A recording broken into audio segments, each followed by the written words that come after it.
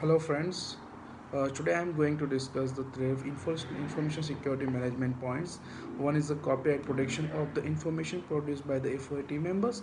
Second one is the ethics in the InfoSec team members of the A4A. And third is who would be responsible for the any member of A4A handles the student information while at the working at the member institution unethically.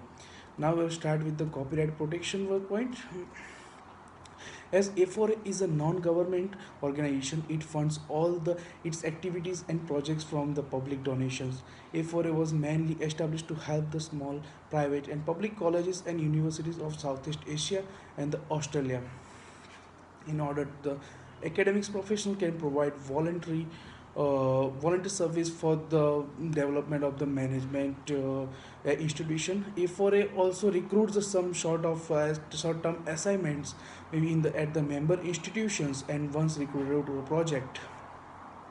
A4A member would be work at the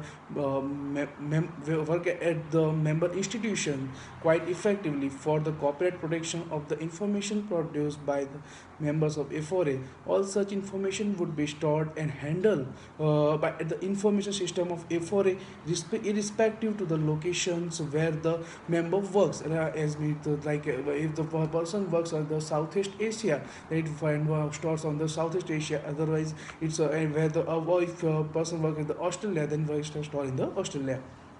In general, the copyright owner is the inventor of the own work, while work formed in the situation of keeping information safe is owned by the member working for it only.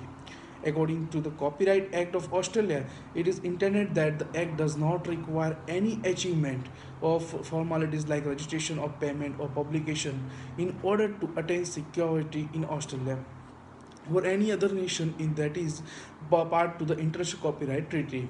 And now we have discussed the second point, the ethics in the infosec of the members of A4A. In terms of the ethics in the in the member of A4A, it is important that domain for culture or geographical boundaries should be known. They all know about the boundaries. It is very impossible to devise the laws in order to impose the behaviors that are suitable for the society. Instead, the society depends on the ethics that would consequences and the socially.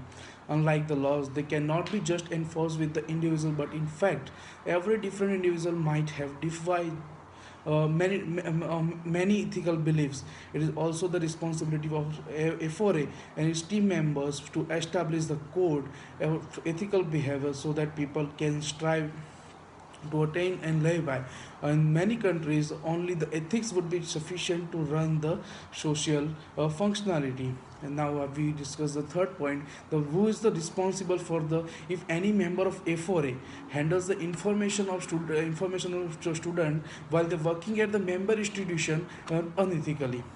As A4 is established a year ago, and the information safety policy have not been yet developed as in is in the process for developing complete set of the information with a new security policies for its systems. In case if any member of A4A handles the information of student unethically, then the member who is in the charge of the information system where information is stored would be responsible. For this misconduct, it is important that each of the institution uh, not only A4A must provide a research governance framework where information is assessed for safety, quality, risk management, privacy, and ethical acceptability. Besides, A4A should promote awareness on all the guidelines and the legislation relating to the code of conduct. And also the all my yes, all the my team members discuss well about this. But this is my point of view. Thank you so much, friends.